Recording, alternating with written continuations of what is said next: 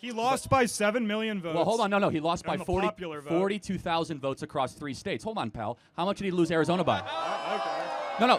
Hold on. How much did he lose this state by?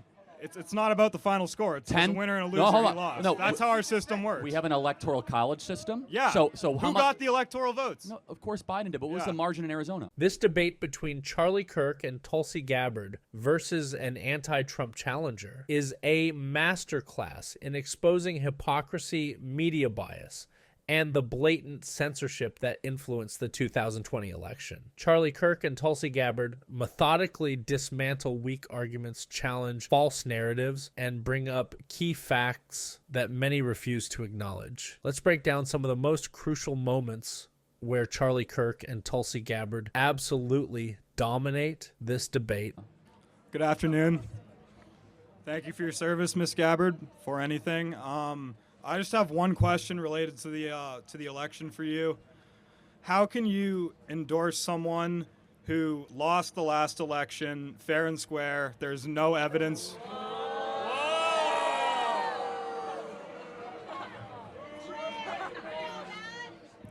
Let him finish, guys. Republican secretaries of state claimed it was fair. Trump tried to leverage the Georgia Secretary of State, Brad Raffensperger. He said to find me 11,700 votes. He has no respect for losing in our system. Okay, let's pump the brakes for a second. This whole Trump tried to steal the election argument gets thrown around like it's fact, but let's actually look at what was said. Charlie Kirk and Tulsi Gabbard are right to push back on this because asking for votes to be counted properly is not the same as demanding fake votes. If we're going to pretend that Trump saying, "Find me the votes," is some massive scandal, then let's apply that same logic to Democrats constantly contesting election results. Remember, "Not my president" in 2016? Yeah, selective outrage is a funny thing. And what happened on January 6th happened on January 6th. A disaster. Our capital got stormed for the first time since 1812. You people claim to love America. Like, how does that not fire you up? All right, so it's a fair question. So let's talk through a couple elements of this. First, do you think the CIA should involve itself in American elections? No. Okay, so it did in 2020. Show me proof. Okay, well, Tulsi Gabbard knows this. She could tell you 50 intel officials colluded, led by Tony Blinken, due to declassified emails, signing an open letter calling the Hunter Biden laptop So Russian. why weren't any of the lawsuits Let me finish. successful? I did not. Hold on. He raised plenty of them. Hold on a second. I didn't interrupt you, right? So let me finish.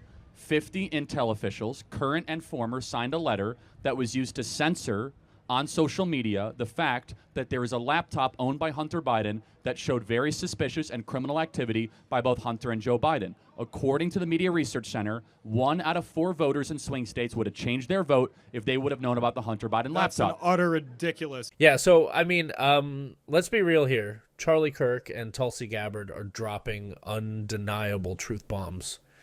The media buried the Hunter Biden laptop story like it was radioactive waste. And why?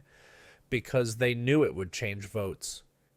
And now, after the fact, even outlets like the New York Times admit the laptop was legit. Funny how that works.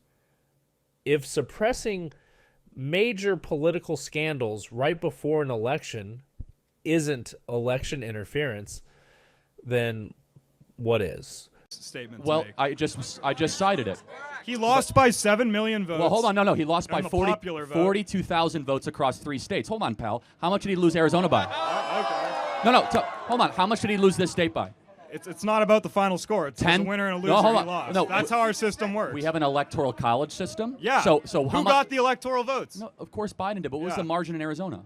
I don't know. It was It's 10,000 Not in votes. the back of my head. Yeah. So how much in Georgia? It was 11,700. That's Yeah. what he told Raffensperger to find and him. in Wisconsin, it was a Republican Let who me denounces finish. them. And in Wisconsin, it was 21,000, right? So it was actually 42,000, not 7 million. So when you're talking about the CIA and the Department of Justice signing a letter that was then used to, I did not have my Twitter account for 30 days. We were not allowed to mention the Hunter Biden Because laptop. you violated a private company's privacy. Well, no, actually, I own didn't. guidelines. It's actually yes, you did. no, because of the Twitter files, thanks to Elon Musk, we now know the FBI told Twitter to say you are not allowed to mention the Hunter Biden laptop. Am I correct in this, Tulsi? That's correct. And So you don't trust the FBI at all? Well, People who not have at all. devoted No. their life to civil service. That's a red herring. I'm saying in that instance, Yoel Roth. Do you know who Yoel Roth was? I don't know Yeah, who okay. Roth Yoel is. Roth was the head of security, trust, and safety for Twitter that had what's called a standing room meeting every Tuesday with the Federal Bureau of Investigation in San Francisco, where they met about Russian threats to American interference of elections, and they said this laptop is not allowed to be discussed on your platform. That impacted our election. People made their decisions differently in 2020, not knowing the full picture that this laptop existed, and that was the October surprise. So, Yeah, and here's the kicker. Charlie Kirk and Tulsi Gabbard are absolutely right when they say this wasn't just some minor mistake. This was deliberate. Big tech, the FBI, and the media colluded to censor true information that could have changed the course of the election. If the roles were reversed and this was a damaging Trump laptop story that got suppressed, the outrage would be deafening. But because it helped Biden, crickets. That's the definition of rigging public perception. you would agree that What? that's not a fair You think election. the laptop would have flipped the election for him? Well, we're talking about 42,000 votes in 3 states, and I already cited a study that 1 in 4 swing voters would a have changed study by who? the media research. Clarence center. Thomas's Winnebago buyer? Like, who funds these? I just said by the independent, nonpartisan Media Research Center, where they said 1 out of 4 voters would have changed their opinion. So I just want to make sure we're clear, though. You agree our government should not interfere with our elections. Well, they have to regulate them by nature. That's the states have to. Well, no, hold on. Otherwise, you wouldn't have an election because you need rules I and said a judge. interfere. So should the federal government be able to restrict our speech during elections? Well, when you have what happened in 2016, where Russian disinformation spreads all over Facebook and other platforms, then you have. So It wait, was not a lie. who is- It was not a lie. it- Read the Mueller report. Another wait, Republican, you realize respected. the Mueller report found that there was no tangible collusion between Donald Trump or the Russian Federation. It wasn't about, but But it hold on, wasn't just a collusion thing. It's a 430-page report. I He want to talks try to about, find common ground here, okay? I want to try to find common ground. Can we agree that 2020 was decided by very few votes? No, because it wasn't. Well, 42,000 votes is very few, right? No. What is the percentage of 42,000? It's not about. George Bush and Al Gore were as close as ever in 2000. Al Gore conceded, said, "You know what? I but lost. that- there might be a challenge." Hold on, but because he cared about the good of the country. You know, Al He Gore did. brought it all the way up to the Supreme Court, man, and he said that Bush was not the duly elected president. And he could have gone further because How do you go further than the Supreme Court? The Supreme Court sent it back to judgment in the Florida State Supreme Court again, and Gore said, "No, I'm not doing that. Just move on. Bush is the president for the good of the country." Because Yeah, people but- used to care about our country. No, and of course. So are you trying to imply Trump doesn't care about the country? Yes, that's absolutely what I'm implying. You think he sits in his gold room in Trump Tower and thinks, "Oh, how can I make things better for everyday so- Joe?" So let me ask one thing, and I'd love to have Tulsi. Just help me understand. So his business empire has been taken away from him. He's facing. Yeah, because he broke the law. Can I finish my thought? He's facing 700 years in federal prison. He's been shot once with multiple assassination attempts. Why keep running for president if he doesn't love the country? Because 100 years from now in a history textbook, it's going to say Donald Trump's name, and that's what motivates narcissists. Okay. Look, I will say this. I hope you do some research because I've done my research. You need to do your research. Look, I will say this as kindly as I can. One day I hope you open your eyes because you've been significantly brainwashed on this topic. And I guess the final question I'll ask is this. If Donald Trump wins in 3 weeks, will you accept that as a legitimate result? Yes. Okay, I'll hold you That's to the that. difference between me and you. Okay, did Trump win in 2016? Yes. But you said that Russian interfered. Russian interference had a role in the election, but Trump won fair and square. He had more votes and more. Oh, and which one is it then? notice how Hillary supporters didn't storm Well, the no, Capitol. hold on. Hillary never conceded.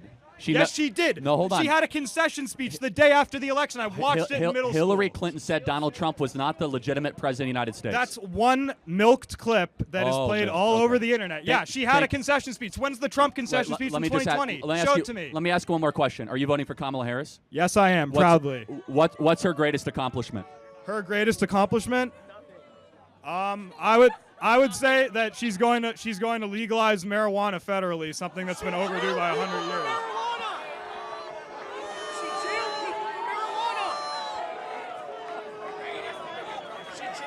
Thank you. She said it.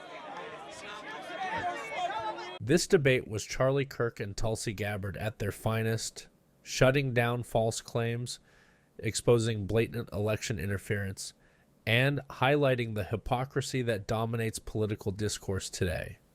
Whether it's media censorship, double standards on election questioning, or the motives behind Trump's 2024 run, Charlie Kirk and Tulsi Gabbard completely annihilated every weak argument thrown at them. The facts are clear. This was never about democracy or fair elections. It was about controlling the narrative. And thanks to debates like this, people are finally waking up.